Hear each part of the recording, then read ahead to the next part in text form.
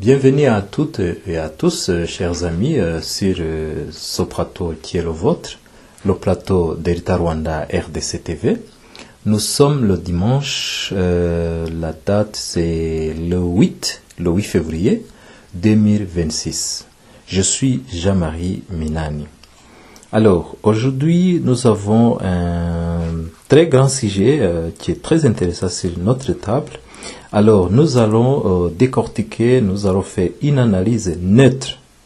Nous allons faire une analyse neutre sur la participation du président de la RDC, le président Tshisekedi, au National Prayer Breakfast aux États-Unis. Alors, donc, il y a beaucoup qui se dit sur les médias sociaux, il y a aussi la présidence de la République de la RDC qui a communiqué, qui est en train justement de parler de cet événement en montrant que donc le président Tshisekedi il a une victoire diplomatique, il vient des États-Unis, voilà ici et là. Alors nous allons essayer vraiment faire une analyse neutre. Alors si cette participation du président Tshisekedi.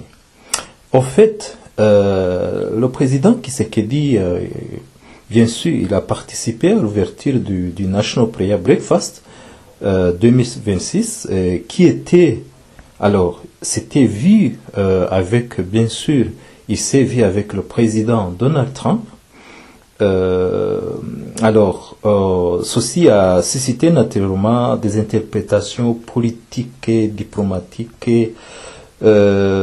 surtout dans des médias au Congo. Donc, voilà. Alors, nous allons placer ce contexte layer. Nous allons essayer de vous montrer quelle est vraiment, d'une façon nette, qu'est-ce qu'il s'agit. Alors, premièrement, je vais commencer à vous expliquer que cet événement de National Prayer Breakfast qui s'est tenu à Washington n'est pas un sommet bilatéral des États-Unis avec la République démocratique du Congo. Donc, c'est un événement qui est organisé d'ailleurs par une fondation privée américaine auquel participent des chefs d'État, des parlementaires, des leaders religieux, des délégations du monde entier, ici et là, qui viennent du monde entier. Alors, la présence d'un événement, cette National Prayer Breakfast, pour moi, ça ne constitue pas en soi un signal diplomatique exclusif. Alors, deuxièmement, je vais dire que la présence ou bien l'absence, d'ailleurs, parce qu'ils ont interprété ça, que l'absence du président du Rwanda, ceci, cela. Alors, moi, je vous dirais que la présence ou l'absence d'un chef d'État quelconque, ça ne reflète pas la qualité des relations bilatérales. Ça n'a rien à voir avec des relations États-Unis, ce pays qui est présent ou qui est absent.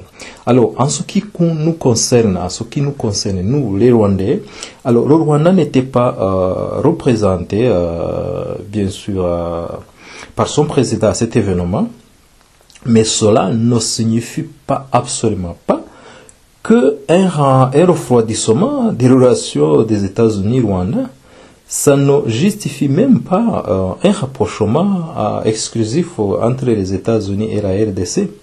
Alors, troisièmement, je peux dire que les États-Unis considèrent toujours à la fois le Rwanda et la RDC comme des partenaires stratégiques. Les deux. Parce qu'il ne s'agit pas du Rwanda. Moi, je fais une analyse neutre. Je ne dis pas que le Rwanda est trop privilégié que la RDC, ou bien que la RDC est trop privilégiée que le Rwanda vis-à-vis des États-Unis. Alors, moi, je vois que donc les deux pays sont des partenaires stratégiques des États-Unis. Alors, ça, c'est un point très essentiel. Ça, c'est très essentiel parce que le Rwanda, aux yeux des États-Unis, c'est un partenaire sécuritaire majeur sur le continent africain. C'est vraiment, ça s'est montré, ça fait déjà 32 ans. Donc les États-Unis, c'est vraiment considéré le Rwanda comme un grand partenaire sécuritaire Alors, pour la RDC aussi, c'est un partenaire stratégique, surtout en matière des minerais. Donc, c'est un partenaire important aussi pour les États-Unis dans la région des Grands Lacs. Alors, si je voulais même faire ces calculs-là, ou bien cette égarisation des deux pays, entre les deux pays, alors, le Rwanda est un partenaire sécuritaire majeur des États-Unis sur le continent africain. Ça se voit partout. Le Rwanda déploie les forces militaires pour le retour de la paix. Et c'est sur le continent africain, vous savez vous-même, au Mozambique, au Soudan, en Centrafrique, et peu partout, il y a vraiment il y a un partenariat stratégique, militaire, sécuritaire avec les États-Unis d'Amérique et le Rwanda. Alors, la RDC aussi, vous avez vu ces derniers temps que c'est un partenaire aussi stratégique, très important pour Washington. Alors, pour moi, je considère que la diplomatie américaine ne fonctionne pas sur une logique de reprochement contre quelqu'un ou contre l'autre. Donc, alors, je dirais que donc les États-Unis ils essaient d'être entre les deux pays, parce que les États-Unis ils cherchent, je vais y arriver, ils cherchent à gérer les conflits entre la RDC et le Rwanda et être le patron au-dessus, donc le boss des deux pays. Alors ce que je vois, en tout cas en tant qu'analyste net des deux pays.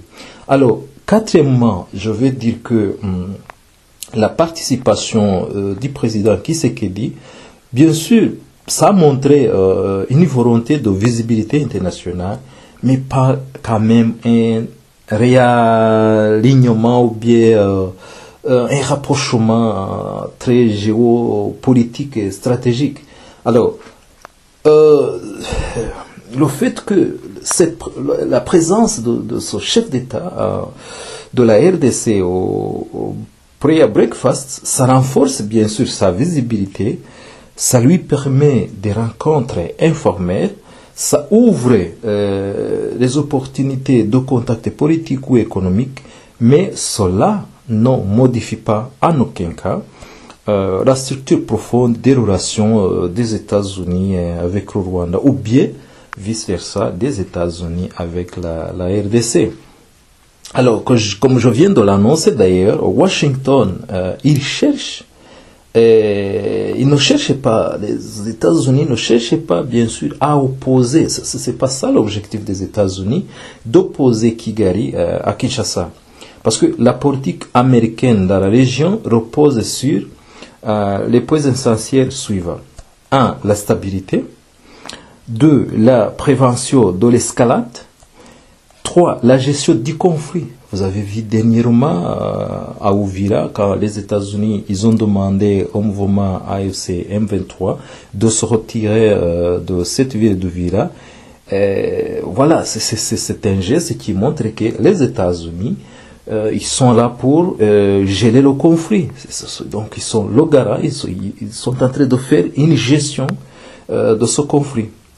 Alors, un autre élément, c'est justement le soutien au processus de Doha. Parce que il y a des gens qui se trompent que le président Tshisekedi peut skipper ce processus, peut négliger le processus de Doha, mais ils se trompent parce que les États-Unis sont là et ils soutiennent très bien le processus de Doha. Alors, à mon avis, donc en guise de conclusion, la participation du président Tshisekedi au National Prayer, je dirais que c'est un beau geste, c'est un geste vraiment de visibilité diplomatique pour son pays, mais ça ne doit pas être interprété comme un signal de rapprochement, un signal de rapprochement exclusif entre la RDC et les États-Unis au détriment du Rwanda. Non. Et Washington, bien sûr, les États-Unis continuent de considérer les deux pays comme des partenaires stratégiques. Les deux. Donc, le Rwanda en matière de sécurité stratégique sur le continent africain et les États-Unis, et plutôt la RDC comme un partenaire aussi majeur en matière économique et des minerais stratégiques ou bien des minerais rares. Alors, voilà. Donc, les États-Unis, bien sûr, ils vont continuer à travailler avec les deux pays.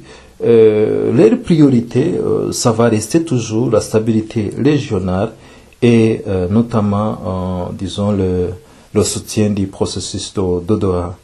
Donc, la présence du président Tshisekedi à l'ouverture de cet événement des National Prayer Breakfast 2026 et bien sûr la prise des photos ou bien le fait que le président Tshisekedi l'a demandé de se lever, de saluer le public, ça ne montre pas, c'est une visibilité internationale, mais ça ne doit pas vraiment en aucun cas être considéré comme un rapprochement contre le Rwanda ou un rapprochement contre qui que ce soit. Alors, le Rwanda et la RDC restent et resteront tous les deux les partenaires stratégiques pour les États-Unis, dont la priorité majeure d'ailleurs demeure la stabilité régionale. Les États-Unis n'opposent et n'opposeront jamais Kigali et Kinshasa. Ils cherchent à gérer ce conflit et à soutenir les cadres crédibles pour le processus de Doha. Voilà, en guise de conclusion, mes chers amis, sur ce plateau Delta Rwanda RDC TV, cette analyse nette de participation du président Tshisekedi au National Prayer Breakfast. Merci beaucoup et à bientôt.